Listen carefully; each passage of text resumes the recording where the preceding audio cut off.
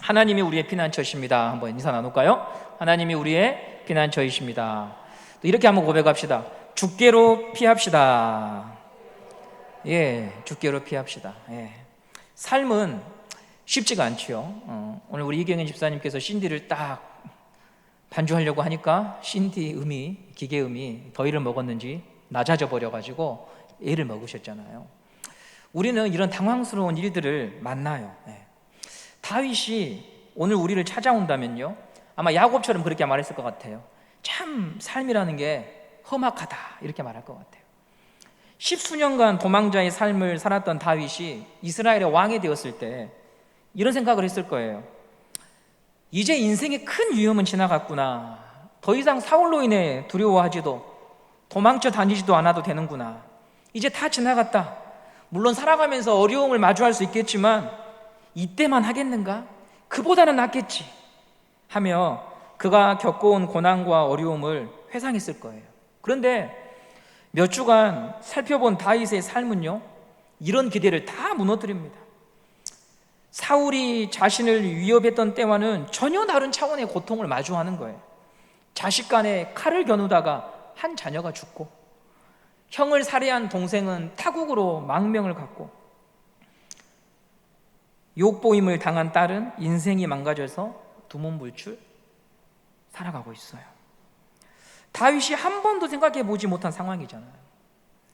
우리에게도 이 어려움만 넘기면, 이 고비만 넘기면 살만할 텐데 라고 했던 순간들이 있어요.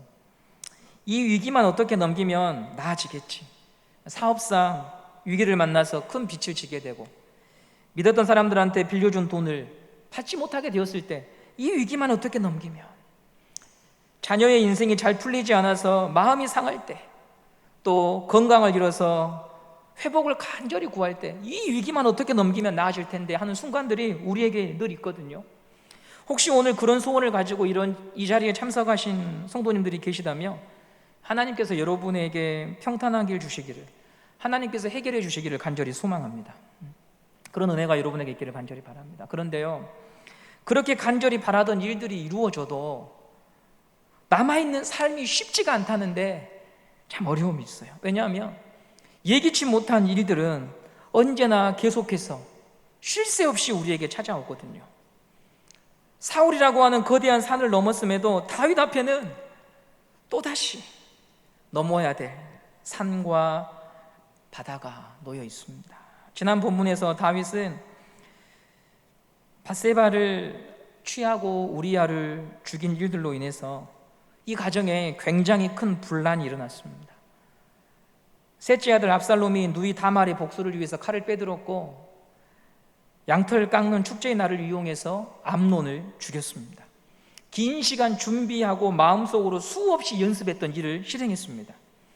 이후 압살롬은 그술이라고 하는 자기의 외갓집으로 망명을 했죠. 그리고 이곳에서 3년을 보내고 난 다음의 이야기가 오늘 14장의 본문인데요, 우리 사무엘하 13장 38절 39절 말씀을 한번 보겠습니다. 13장 38절 39절입니다. 시작. 압살롬이 도망하여 구술로 가서 거기에 산지 3년이라 다윗 왕의 마음이 압살롬을 향하여 간절하니 암논은 이미 죽었으므로 왕이 위로를 받았음이니라. 압살롬이 구술로 외갓집으로 도망간 것을 끝으로 13장이 마무리가 돼요. 오늘 14장은 3년이 지난 후에 사건을 다루고 있습니다. 다윗에게 이 3년은 정말 큰 고통이고 방황의 시간이었을 겁니다. 이러지도 못하고 저러지도 못하거든요. 기울어지는 다윗의 집을 보면서 저는 다시 한번 생각하는 교훈이 있어요. 사람을 해치는 것, 무고한 사람을 해치고 사람의 눈에서 눈물을 나게 하는 것을 하나님은요, 간과하지 않고 징계하시고 책임을 묻는다는 거죠. 다윗은 밧세바와 우리아 가정을 무너뜨렸습니다. 백성을 섬기도록 주신 권력과 지위를 이용해서 우리아의 생명을 빼앗고 밧세바를 취하고 욕망을 채웠습니다. 이 죄를 은폐하기 위해서 또다시 지위와 권력을 이용하는 일들이 반복됐습니다. 누구 하나 이런 다윗의 행실을 문제 삼지 않았고 세상은 원래 그런 것처럼 흘러갔습니다. 그러나 하나님은 다윗의 이런 태도를 간과하지 않았죠. 다윗이 지은 죄가 얼마나 큰 죄이고 잔인한 것인지를 하나님이 직접 보게 하십니다. 인간의 모든 삶을 인과응보의 방식으로 볼 수는 없습니다. 죄를 지으면 벌 받는다, 이 공식만으로 인간의 삶을 해석할 수는 없습니다. 그것을 욥기가 보여주지요. 고통받고 있는 모든 사람이 자기 죄 때문에 고통받는 것은 아닙니다. 그럼에도 우리가 부인할 수 없는 것은 하나님은 죄에 대하여 징계하시는 분이라는 거죠. 우리아의 가정을 넘어뜨린 죄, 사랑하는 아내를 빼앗고 남편의 목숨을 빼앗는 이 죄에 대하여서 사람의 목숨을 가벼이 여기는 죄에 대하여 하나님은 다윗에게 준엄하게 징계하고 계십니다. 성경은 자주 반복되는 말씀들이 많이 있는데요, 오늘 이 사건과 관련해서 고아와 과부와 객을 업신여기지 말고 돌보라고 하시는 하나님의 말씀들이요, 성경에 정말 많이 반복됩니다. 신명기 24장 17절 말씀을 한번 보겠습니다. 신명기 24장 17절입니다. 한번 읽어볼까요? 시작. 너는 객이나 고아의 송사를 억울하게 하지 말며 과부의 옷을 전당 잡지 말라. 24장 19절 말씀을 보겠습니다. 시작. 내가 밭에서 곡식을 벨 때에 그 한 뭇을 밭에 잃어버렸거든 다시 가서 가져오지 말고 나그네와 고아와 과부를 위하여 남겨두라. 그리하면 내 하나님 여호와께서 내 손으로 하는 모든 일에 복을 내리시리라. 아멘. 하나님께서 이스라엘 백성에게 모세를 통해서 주신 말씀이죠. 너희가 약속의 땅에 들어가면 하나 주면 하나 주고 둘 주면 둘 주는 계산 방식으로만은 살지 말아라. 그런 계산 법칙으로 생존할 수 없는 연약한 자들이 있기 때문에 그들에게는 은혜의 법칙으로 다가서라고 말씀하십니다. 왜 그럴까요? 스스로 설 수 없는 그 못난 사람도 하나님의 형상으로 지음받은 소중한 존재니까. 오랜 세월 신앙생활 하신 분들 이런 이야기 한 번쯤 들어보셨을 거예요. 목회자에게 대적하지 말아라. 왜냐? 하나님이 보낸 종을 대적하면 하나님이 벌하신다. 그런 말씀 여러분 들어본 적 계시죠? 이런 말에 대해서 여러분들은 어떻게 생각하십니까? 이런 말들이 나온 배경을 곰곰이 생각해 보면 아마도 목회자를 선지자처럼 생각한 바탕에서 빚어진 것 같아요. 성경에 보면 선지자는 하나님이 보내신 사람들이죠. 대사예요. 그래서 그의 말을 거역하는 것은 하나님의 말을 거역하는 것이 되기 때문에 하나님이 징계하십니다. 그런데 이런 논리를 지금의 목회자들에게 그대로 적용하는 것은 결코 성경적이지 않아요. 왜냐하면 지금은 선지자라고 하는 직분이 없어요. 성경이 완성된 후에 사도나 선지자의 직분은 더 이상 존재하지 않습니다. 목회자를 사도다, 선지자다라고 하는 관점은 바른 관점이 아니죠. 목회자는 목양을 위해 성도와 교회를 앞장서서 섬기기 위해 부름받은 사람이에요. 목회자에게 잘하면 복받고 못하면 벌받는다, 이런 것은 무당의 종교, 사이비 교주들이 강조하는 말이지 성경은 그렇게 말하지 않아요. 오히려 여러분들에게 저는 이렇게 말씀드리고 싶습니다. 사람을 함부로 대하면 하나님이 진노하셔요. 그게 목회자든 그게 일반 성도든 누구든지 자신을 변호하기 힘들고 무지하고 나약한 사람들을 업신여기거나 그들을 함부로 대하는 것에 대하여 하나님이 진노하시는 것이지, 목회자를 상대로 그들과 관계가 어려워지면 하나님이 분노하시는 게 아니에요. 이 세상에 살아가는 모든 사람들, 하나님의 형상대로 지음받은 모든 사람들, 그 누구 하나 할 거 없이 소중하기 때문에 자신의 지위와 권력을 이용해서 그들에게 눈물을 흘리게 하는 것을 하나님이 방관하지 아니하시고 하나님이 반드시 징계하신다고 하는 것이 성경의 이야기라고 하는 거죠. 사람은 하나님의 형상대로 지음받은 존귀한 존재입니다. 그러므로 하나님의 이 피조물을 무시하는 건 하나님을 무시하는 일이에요. 그래서 하나님은 분노하시는 거예요. 다윗이 우리아와 밧세바 가정의 울타리를 허물고 양을 취하고 살해한 것에 대해서 하나님이 분노하시는 것도 마찬가지 이유입니다. 기독교는 사람을 귀하게 보는 종교입니다. 다른 어떤 종교보다도 기독교는 한 사람의 가치를 신과 같은 값으로 취하는 것, 그것이 기독교의 가치가 아닙니까? 기독교가 들어가는 곳마다 여성들이 교육을 받고 병원을 세워서 누구나 치료받을 수 있는 기회를 주었던 것은 사람을 귀하게 보는 성경적인 가치 때문입니다. 사람을 위해 예수님이 죽었습니다. 사람을 구원하기 위해 하나님이 죽으셨다는 소식, 그 값비싼 은혜의 소식, 이것이 우리로 하여금 구원받게 한 복음입니다. 그러므로 성도가 되면, 예수 안에 있으면 저는 그는 반드시 사람을 귀하게 볼 수밖에 없다, 이렇게 저는 말씀드리고 싶습니다. 세상은 끝없이 사람을 돈 아래 두려고 합니다. 그러나 복음은 언제나 사람을 귀하게 보도록 인도합니다. 복음은 권력으로 사람을 짓누르지 않고 자신을 스스로 변호할 수 없는 자를 변호해주고 살 길을 마련해 주도록 인도합니다. 사회적 경제적으로 미천해 보이는 자라고 할지라도 한 사람으로 대접하는 것이 기독교의 복음이라고 믿습니다. 그래서 예수님은 이렇게 말씀하셨습니다. 사람을 귀하게 여기고 대접하기에 힘쓰고 내가 섬기기 위해서 왔고 소자에게 물 한 잔 주는 것이 그 자가 복이 있다고 말씀하셨습니다. 그 대접이 예수님을 대접하는 것과 다름없다고 하셨습니다. 그러므로 저와 여러분이 누군가로부터 사람을 귀하게 여긴다고 하는 말을 듣는다면 그것보다 정말 좋은 칭찬이 없을 것입니다. 어제 오늘 뉴스에 보니까 최근에 감사원장이 사임을 발표했다, 이것을 대권을 향한 행보가 아니냐 하는 그런 기사들이 쏟아지더라고요.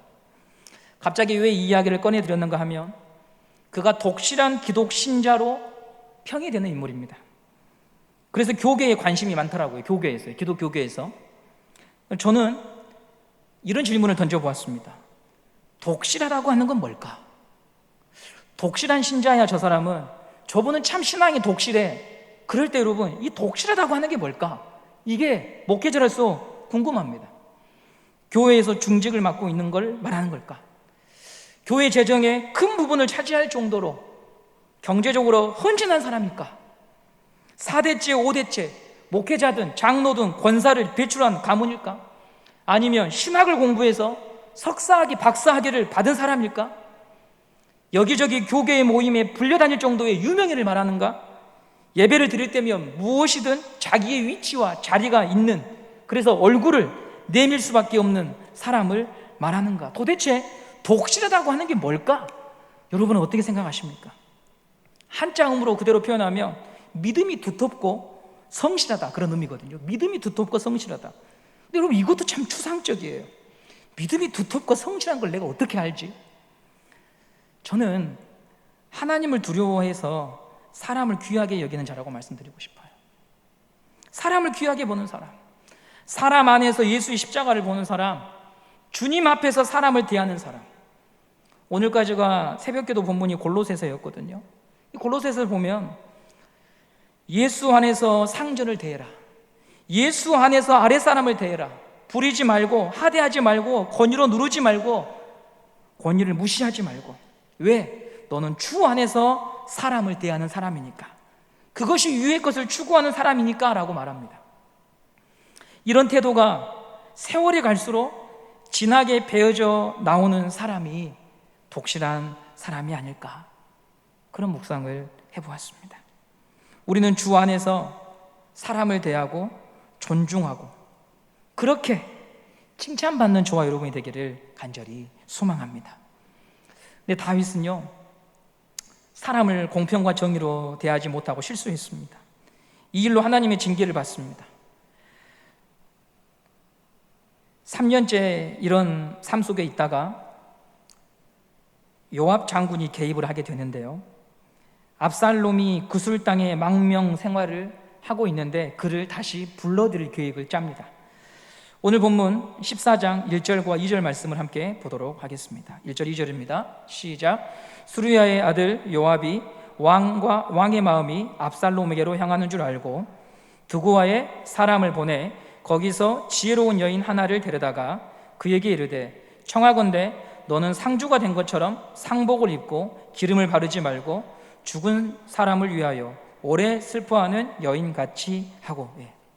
요압은 첫째 아들 암논에 대한 상처가 아물어가고 압살롬에 대한 그리움이 짙어져 가는 다윗을 옆에서 지켜보았습니다. 그리고 요압은 궁궐 정치의 중심에 있는 자로서 다윗의 왕권을 이을 후계자에 대한 걱정도 하고 있는 겁니다. 암논이 죽은 이상 셋째 아들 압살롬이 왕권을 이을 후계자이기 때문에 속히 이 갈등을 해결하고 이스라엘의 태평 성대가 계속되도록 조치를 취하고 싶었던 거죠. 그래서 한 여인을 부르는데, 오늘 본문을 보시면 드고와 여인을 불러서 왕에게 해야 될 말을 정확하게 하나하나 꼬집어서 일러주고 왕을 만나도록 합니다. 많고 많은 여인 가운데 왜 드고와 여인을 택했을까요? 드고와는 여러분이 잘 아시듯 아모스 선지자의 고향입니다. 이곳은요, 베들레헴에서 얼마 떨어지지 않은 곳으로 베들레헴 사람들과 격이 없이 지내는 가까운 마을이었습니다.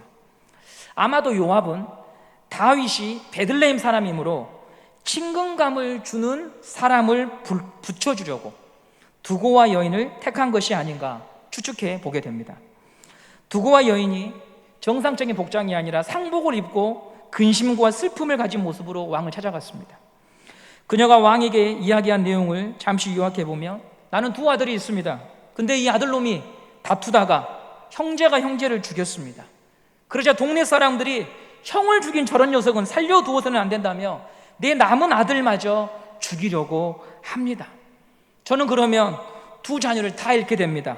가문이 끊어지게 됩니다. 남편의 기업을 이어받을 수 없습니다. 그러므로 왕께서 나서서 이 상황을 좀 정리해 주십시오.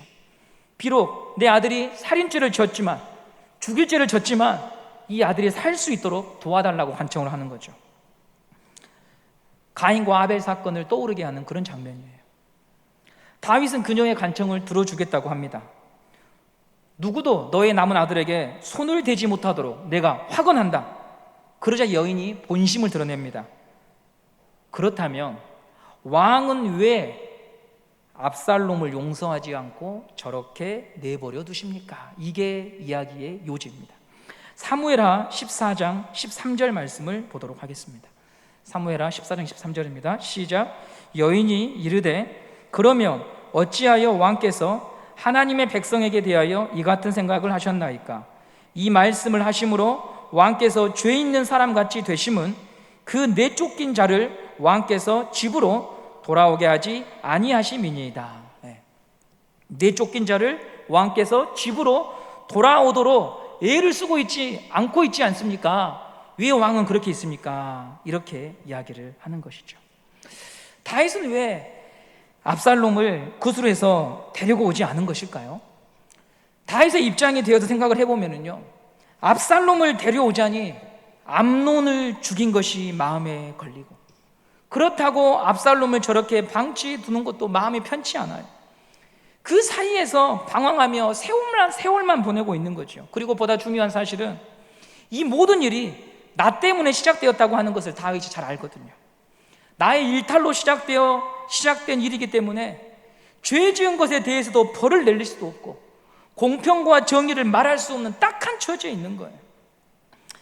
다윗이 느끼는 고통은 사울에게 쫓겨다니던 때와는 정말 다른 고통입니다. 이럴 수도 없고 저럴 수도 없는 쉽지 않은 문제. 오늘 혹시 여러분의 상황이 그런 상황은 아닙니까? 이렇게 하기도 힘들고 저렇게 하기도 힘들어서 막막하고 시간만 보내고 있는 상황 속에 있을 때 우리는 그런 날 어떻게 해야 되는가? 이것이 제가 14장 본문을 묵상하면서 하나님 앞에 끊임없이 물었던 질문이었어요. 저는 다윗의 처지를 묵상하면서 생각나는 오버랩되는 겹쳐지는 장면이 하나 있었어요. 바로 겟세마네 동산에서 기도하던 예수님은 구원을 위해서 육신을 입고 이 땅에 오셨지만 막상 십자가를 앞에 두고 여러분 고뇌하십니다. 고민하십니다. 하나님이 주시는 진노의 잔을 받아들여야 된다고 하는 것을 알지만 그것을 기쁨으로 단번에 받아들일 수가 없었습니다. 왜? 참 인간이셨기 때문에 죽음과 하나님의 진노와 벌에 대한 공포가 있었거든요. 그래서 피할 길이 있으면 지나가게 해달라고 하실 정도로 예수님은 겟세마네 동산에서 땀방울이 핏방울이 되도록 기도하셨잖아요. 갈등하셨어요. 힘들어하셨어요. 마태복음 26장 38절을 보면 이렇게 나옵니다. 26장 38절 예수님의 마음이 나타나는데요, 한번 읽어보겠습니다. 시작. 이에 말씀하시되 내 마음이 매우 고민하여 죽게 되었으니 너희는 여기 머물며 나와 함께 깨어있으라 하시고, 예수님이요 처음으로 고백한 말이에요. 내가 죽을 것 같다, 내가 너무너무 힘들다, 죽을 정도의 깊은 슬픔을 말해요. 살아있지만 나 죽은 거야. 극도의 고통과 슬픔에 들어가면 사람이 살아도 산 게 아니잖아요. 오늘 다윗이 그런 상황 속에 있어요. 오늘 혹시 여러분 가운데 그런 처지에 계신 분들이 계실 수 있어요. 어디에도 마음을 두지 못한 채 정말 살아있지만 죽은 것처럼 느껴지는 순간들, 이런 날 때로 사람이 위로가 되기도 해요. 사람을 만나서 내 마음을 털어놓고 이야기하면 어느 정도 내 마음이 위로가 되기도 해요. 그러나 그 고통을 해결해 줄 수는 없어요. 예수님을 떠올려 보십시오. 예수님 주변에 제자들이 있었습니다. 그러나 예수님의 고통에 동참은 못합니다. 예수님의 고통을 이해하지 못합니다. 기도를 부탁하시지만 그들은 잠에 빠져듭니다. 어떤 제자는 그 예수님을 팔기 위해 앞장섭니다. 이처럼 사람은 매우 고민하여 죽게 된 나를 구원할 수가 없습니다.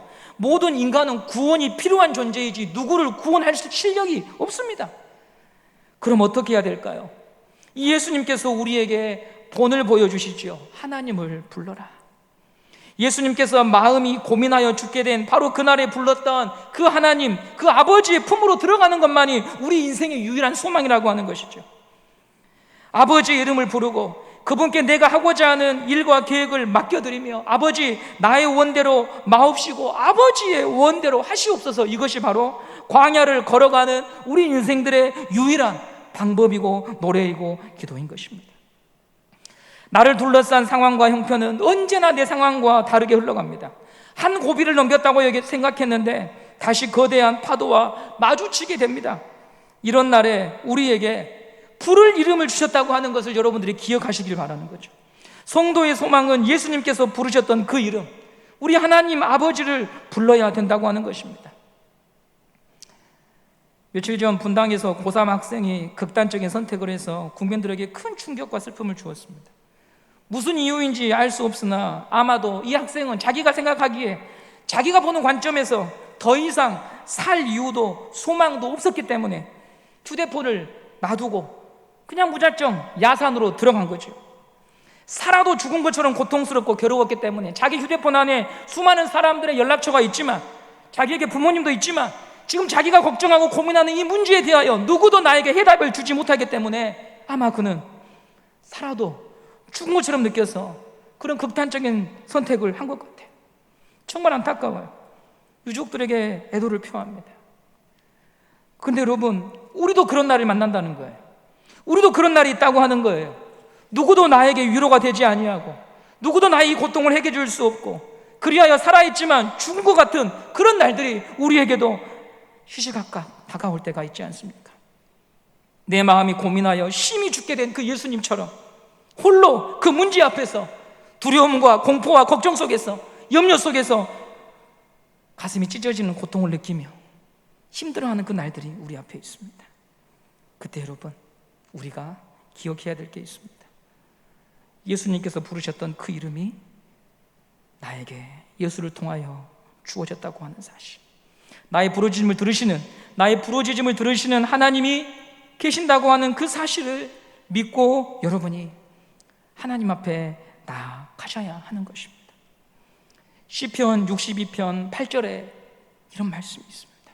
우리 시편 62편 8절, 오늘 이것이 여러분의 마음에 새겨지길 바랍니다.